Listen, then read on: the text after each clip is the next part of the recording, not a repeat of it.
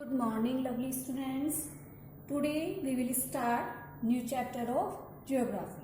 Chapter name कौन सा है? वाटर. क्या है? वाटर. और चैप्टर नंबर है आपका 7. ओके, तो चलिए स्टार्ट करते हैं हम इस चैप्टर में. Firstly what we are going to study in this chapter about water. ठीक है, मूवमेंट्स ओशियंस में कौन कौन से होते हैं? वेव्स, टाइड्स, ओशियंस, करंट्स और वाटर की इम्पोर्टेंस क्या है. ठीक है, एंड वेव्स क्या होती हैं, टाइड्स क्या होते हैं, टाइड्स की क्या इम्पोर्टेंस है. तो हम इसमें इस वीडियो में कुछ टॉपिक्स हैं जिनको हम कवर करेंगे. Okay, so let's we start. Firstly water. Water क्या है ये तो आप सभी जानते हैं. वाटर बहुत ही एसेंशियल कंपोनेंट है हमारी लाइफ का. We should save water. ठीक है, टुगेदर सभी जानते हैं. और वाटर हमारी बायोस्फीयर में 3 फॉर्म्स में अवेलेबल है. कौन कौन से? Liquid, solid and gas. ठीक है, सभी जानते हैं. और जो वाटर है ये हमारी लाइफ पॉसिबल करता है, लाइफ को सपोर्ट करता है. Without water any human beings can't live. ठीक है, and water is the most distinctive substance found on the earth. Water एक ऐसा सब्सटेंस है जो हमारी अर्थ पर सबसे ज्यादा मात्रा में पाया जाता है. ठीक है, और ये हमारी लाइफ की स्टेजेस को सेट भी करता है. समझ में आया? तो ये कहा जाता है ना अक्सर कि हमें पानी ज्यादा से ज्यादा पीना चाहिए क्योंकि हमारी बॉडी को हमारे वाटर की सबसे ज्यादा नीड होती है. ओके, और and it is not only essential for survival life. ये केवल अपनी लाइफ को सर्वाइवल करने के लिए ही जरूरी नहीं होता बल्कि अर्थ पर अपनी लाइफ को एक अच्छे ढंग से जीने के लिए भी बहुत ज्यादा जरूरी है. समझ में आया? And it is the most abundant substance होता है on the face of the earth. And आपको पता ही है कि 70% ये हमारी अर्थ की सरफेस को ऑक्यूपाई करता है. ओके, एक वर्ड आता है हाइड्रोस्फीयर. हाइड्रोस्फीयर भी आप सभी जानते हैं, जलमंडल जो हमारे वाटर से रिलेटेड होता है. हाइड्रोस्फीयर इंक्लूड करता है vast oceans that cover 71% of the earth surface. Okay, तो हाइड्रो मीन्स वाटर. तो ये जो हाइड्रोस्फीयर होता है, ये जो पूरा मंडल है जलमंडल, ये लगभग 71% यानी 71% जो हमारी वाटर बॉडीज हैं, ओशियंस, ग्लेशियर्स, रिवर्स, लेक. ठीक है, तो ये सारा जो वाटर बॉडीज है हमारी, ये सब के लगभग हमारी अर्थ पर 71% को ऑक्यूपाई की हुई है. समझ में आया? तो इसलिए हाइड्रोस्फीयर के नाम से भी हम अपने वाटर की इंपोर्टेंस को जान सकते हैं.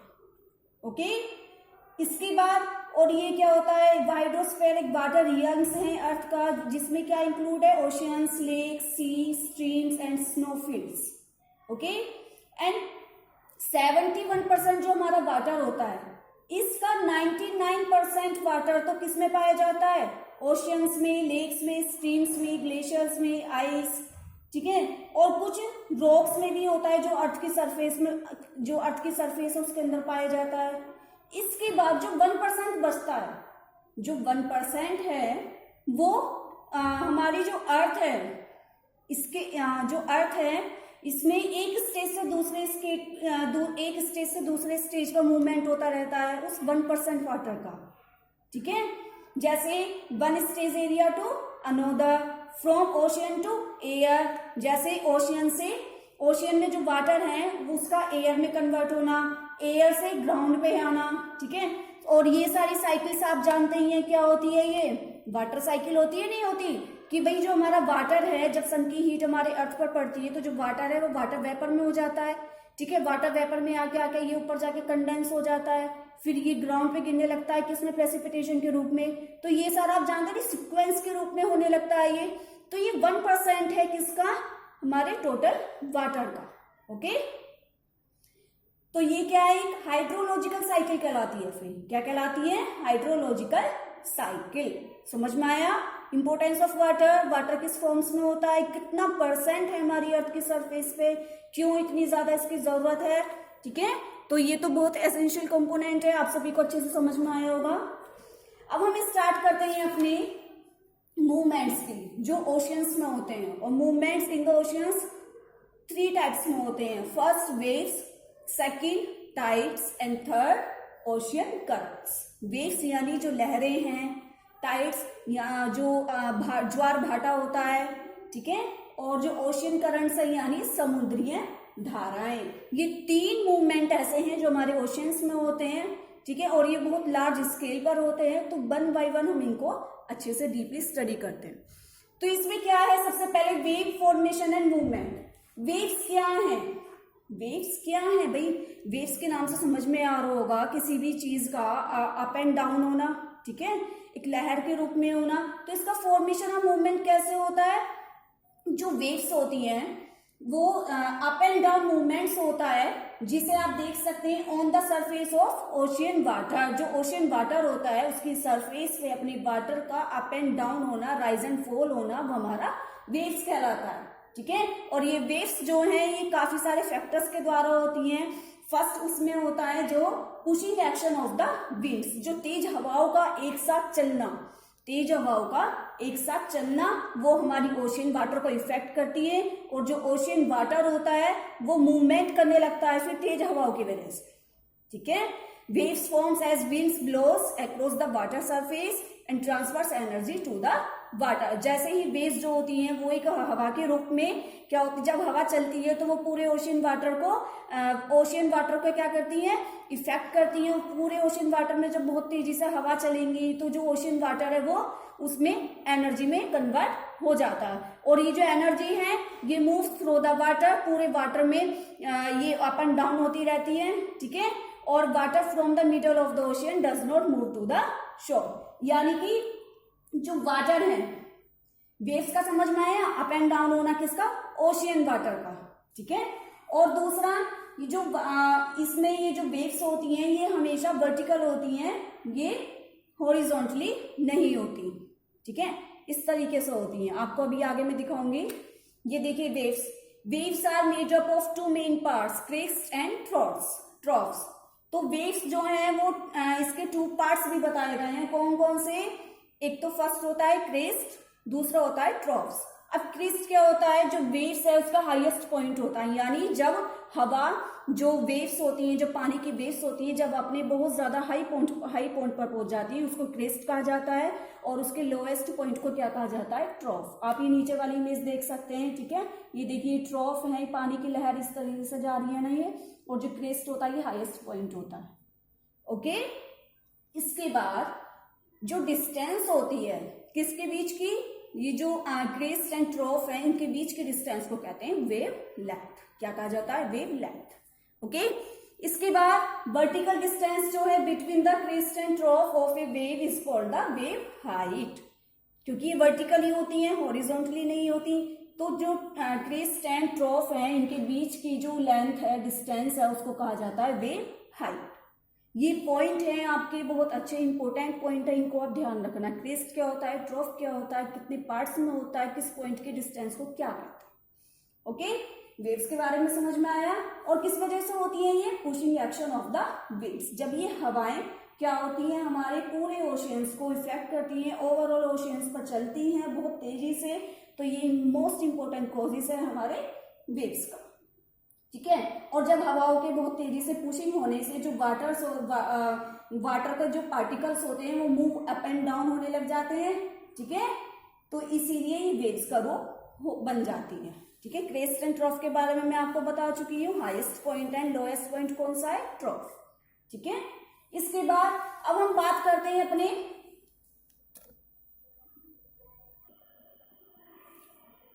अब हम बात करते हैं जो हमारी वेव्स हैं, इसका जो मैग्नीट्यूड होता है, इसका जो रिजल्ट होता है वो किस पर डिपेंड करता है, ये डिपेंड करता है हमारी वेदर कंडीशन।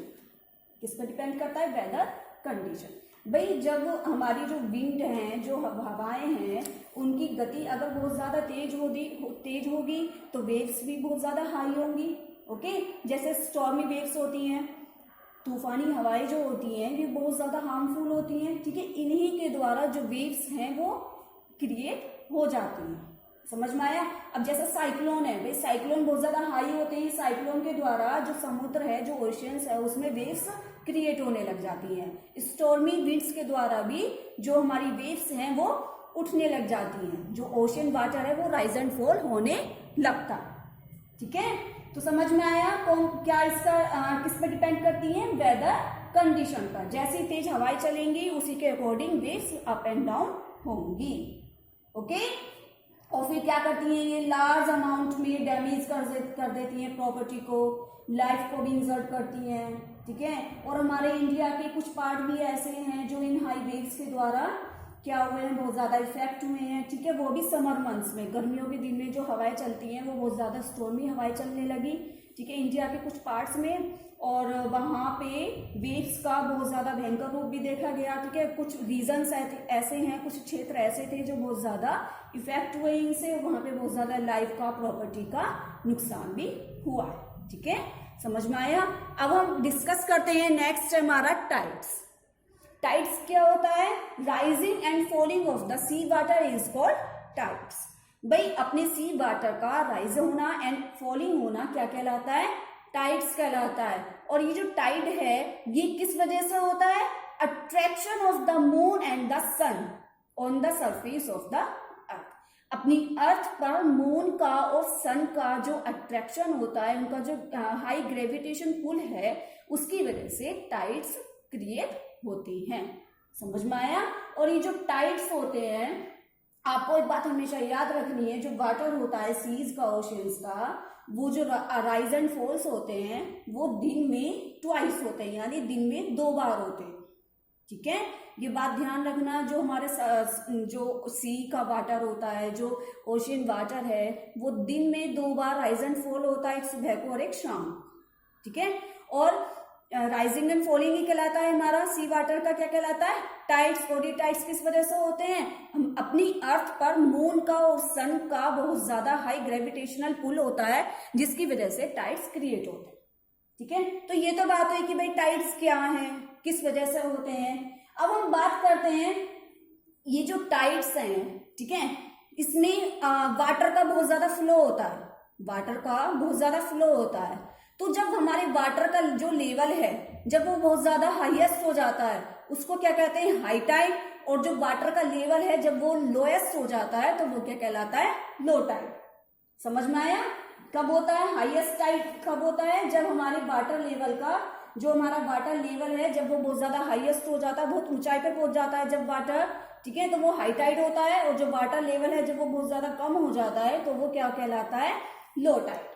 ठीक है, ये समझ में आया? और ये किस वजह से होता है? मून एंड सन के अट्रैक्शन के द्वारा होता है अपनी सरफेस, अर्थ की सरफेस पर।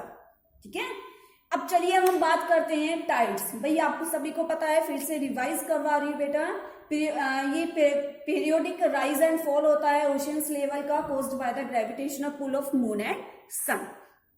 और ये हमें 24 घंटे में 2 बार होता है। हाई टाइड क्या है? When water level is highest in an area, and low tide when water level is lowest in an area. और टाइडल रेंज क्या है? Difference between high and low tides. जो हाई एंड लो टाइड्स के बीच का difference है वो हमारा टाइडल रेंज कहलाता है। ठीक है, अब हम बात करते हैं कुछ और टाइड्स की, जैसे स्प्रिंग टाइड्स। क्या है? Spring tides. जो स्प्रिंग टाइड्स हैं ये क्या है? ये कुछ ऐसे टाइड्स हैं जो बहुत ज्यादा हाई मैग्नीट्यूड के द्वारा होते हैं, नॉर्मल के मुकाबले बहुत ज्यादा हाई मैग्नीट्यूड के होते हैं। ठीक है, जैसे स्प्रिंग टाइड्स। अब ये स्प्रिंग टाइड्स कब अकर होते हैं? जब सन, मून और अर्थ एक ही स्ट्रेट लाइन में हो। When sun, earth and moon are aligned, are in straight line. Okay, तो ये इस समय क्या होता है? अपनी जो स्पेस अर्थ पे सन का और मून का एक साथ ग्रेविटेशनल फोर्स हमारी अर्थ पर पड़ता है। ठीक है, देखो आपको मैं दिखाती हूँ, ये देखिए, ये फुल मून है, ये स्प्रिंग टाइड है, ये हो गया हमारा सन, ये हो गया मून, ये हो गया हमारी अर्थ। ये तीनों एक ही स्ट्रेट लाइन में है ना, अलाइन है। ठीक है, तो जब सन का और मून का अर्थ पर एक साइड इफेक्ट पड़ेगा तो डबल इफेक्ट हो गया है नहीं भाई, डबल फोर्स हो गया। एक तो मून का हो गया और एक सन का हो गया, तो डबल फोर्स हो गया, यानी बहुत ज्यादा हाई ग्रेविटेशनल पुल हो गया। ठीक है, तो यहाँ पे स्प्रिंग टाइड्स होता है। कब होता है? जब earth, moon and sun straight line में होते हैं। ओके, तो ये किस टाइप का कहलाता है? Spring tides. और ये कब होते हैं, ये सिचुएशन कब होती है, फुल मून के दिन, जिस दिन चंद्रमा पूरा निकलता है, न्यू मून जो होता है, उस दिन स्प्रिंग टाइड्स अकर होता है। समझ में आया। अब दूसरा है हमारा नीप टाइड्स। नीप टाइड्स क्या होते हैं, ये भी कुछ ऐसे ही हैं, इनमें कुछ डिफरेंस होता है। जब सन, अर्थ और मून 90 डिग्री का एंगल बनाते हैं। कैसे, देखिए, ये देखिए यहाँ पे इसका अदर साइड में, यहाँ पे ये सन है, ये मून है और ये अर्थ है, यानी ये एक स्ट्रेट लाइन में नहीं है, ये 90 डिग्री का एंगल बनाए हुए हैं। ये देख रहे हैं आप, यहाँ से अगर हम देखें इस तरीके से, यानी फर्स्ट क्वार्टर और third quarter, first quarter, third quarter and sun, ये तीनों क्या है, एक ट्राइंगल बनाए हुए, ट्राइंगल शेप में होते हैं, ठीक है, 3 कॉर्नर्स में होते हैं। और first and third quarter of the moon, ठीक है। और ये कब होता है, creates the smallest daily tidal waves because the gravitational forces by the sun and moon are working against each other. Yes, ये देखिए इसमें भाई, यहाँ पे स्प्रिंग टाइड में क्या है, तीनों एक ही लाइन में है तो डबल इफेक्ट पड़ता है। लेकिन यहाँ पे नीप टाइड में जो मून है और जो हमारा सन है, इनका जो इफेक्ट पड़ता है अपनी अर्थ पर, वो एक दूसरे के अगेंस्ट पड़ता है, ठीक है भाई। जैसे मान लो कोई चीज है, ये मिडल में है, ठीक है, ये पेन है, अब इस पेन को कोई ऊपर की तरफ से खींच रहा है और कोई राइट की तरफ से खींच रहा है, तो जहां का बल सबसे ज्यादा होगा, ये पेन उधर की तरफ ही जाएगा या नहीं। ऐसे बीच में हमारी अर्थ है, ऊपर हमारा क्या है, मून है और इधर सन है, जिधर का फोर्स ज्यादा होगा उधर ही हमारी अर्थ जाएगी, ठीक है। तो वहीं पे टाइड क्रिएट होने लगते हैं, तो इसको क्या कहते हैं, नीप टाइड, ठीक है। इसके बाद समझ में आया आप सभी को नीप टाइड।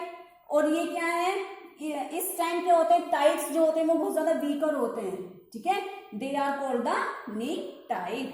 और ये कब हैपन्स होते हैं, कब क्रिएट होते हैं, ये first and the third quarter of the moon, जिस दिन चंद्रमा क्या होता है, फर्स्ट एंड थर्ड क्वार्टर में होता है, तो उस दिन नीप टाइड क्रिएट होता है।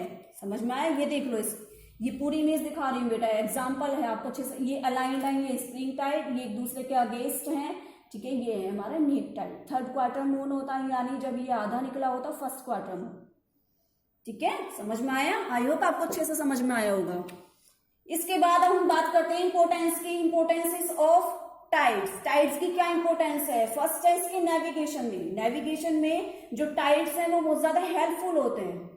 इस समय क्या होता है बेटा, जो जब हाई टाइड होता है, क्या होता है, जब हाई टाइड होता है तो उस समय जो वाटर की डेप्थ होती है, वो जब पानी का बहाव होता है वो कोस्टल एरिया के पास बहुत ज्यादा पहुंच जाता है, पानी का फ्लो बहुत ज्यादा हो जाता है, यानी जो समुद्री किनारा है, समुद्री एरिया है, वहां पे पानी हमारा बहुत ज्यादा पहुंच जाता है, ठीक है।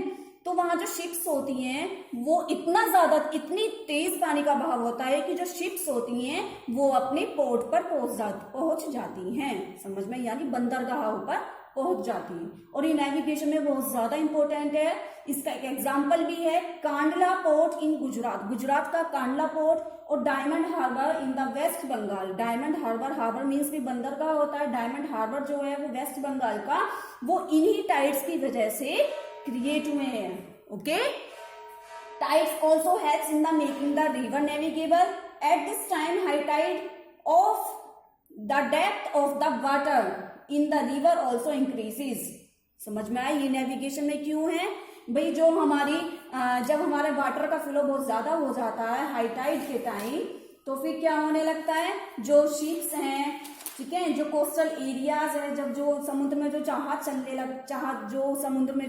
चलते हैं, ठीक है, टाइड्स उनकी मदद करते हैं, ठीक है भाई। स्प्रिंग टाइड में, हाई टाइड में जब पानी का फ्लो बढ़ेगा तो जो शिप्स हैं वो उनको अपनी तरफ खींचेगी, ठीक है। तो इसलिए ये नेविगेशन में बहुत ज्यादा हेल्पफुल है। सेकंड है preventing of silting of harbours, यानी जब ये क्या होते हैं, टाइड्स बहुत ज्यादा हेल्पफुल होते हैं किसको, रिमूव करने में, मड को, जो कीचड़ होते हैं, यानी जब हाईएस्ट फ्लो होगा पानी का, स्प्रिंग टाइड होगी, जब बहुत ज्यादा हाई टाइड होगा, ठीक है, तो जो पानी होता है वो अपने साथ क्या लाता है, मड भी लाती है, कीचड़ एक साथ लाती है, तो उसको ही प्रिवेंट करता है टाइड। समझ में आया, प्रिवेंट करता है, किसको? सिल्टिंग ऑफ हार्बर्स, जो बंदरगाह होते हैं वो उनको अब उनके अवसादन से उनको बचाता है। ठीक है, जिससे जो पोर्ट हैं, जो हार्बर्स हैं, उनका क्या कहते हैं, उनको हार्म ना हो, और जो रिवर के द्वारा जो मड आई है, जो वाटर के द्वारा जो मड आई है, वो उसको रिमूव करने में हेल्पफुल होते हैं। ठीक है, इसके बाद अब हम बात करते हैं थर्ड जनरेशन ऑफ इलेक्ट्रिसिटी। भाई इलेक्ट्रिसिटी को भी जनरेट करते हैं जो टाइडल वेव्स के द्वारा, और उसको कहते हैं टाइडल इलेक्ट्रिसिटी। क्या कहते हैं? Tidal electricity. ओके, इसके बाद इंपोर्टेंस ऑफ फिशरमैन। वह फिशरमैन के लिए भी बहुत ज्यादा इंपॉर्टेंट है। क्यों है? भाई जब पानी का बहाव बहुत ज्यादा आएगा, जो समुद्र में जो पानी है उसका बहाव बहुत ज्यादा आएगा, जो फिश होती है ना वो एक साथ समुद्री किनारों पे आकर रुक जाती हैं। बहुत तेज पानी आया और किनारों पर मछलियां आ गई बहुत सारी, तो जो फिशरमैन होते हैं ना वो उनका हंटिंग कर लेते हैं, एक साथ नेट फेंक देंगे तो बहुत ज्यादा मछलियां वो एक साथ पकड़ लेते हैं। ठीक है, और जब पानी ही कम आएगा तो मछली क्यों आएंगी? समझ में आया? इसलिए फिशरमैन के लिए भी बहुत ज्यादा इंपॉर्टेंट है टाइड। समझ में आया? ठीक है, और जो हार्बर्स होते हैं ये उनको भी यानी कि जो हमारी पानी के जब लेवल बढ़ जाता है तो फिशरमैन क्या करते हैं? सेलिंग करने लग जाते हैं। क्या करने लग जाते हैं? सेलिंग करने लग जाते हैं, और बंदरगाह पे भी अपने अपने पोर्ट पर, अपने अपने बंदरगाह पर अराइव हो जाते हैं, और मछलियों को भी पकड़ते हैं बहुत ज्यादा मात्रा में। ठीक है, चलिए अब हम इस वीडियो में बेटा टाइड्स तक ही स्टडी करेंगे। इसके जो नेक्स्ट टॉपिक हैं वो मैं आपको नेक्स्ट वीडियो में बताऊंगी। So be safe, be healthy, bye.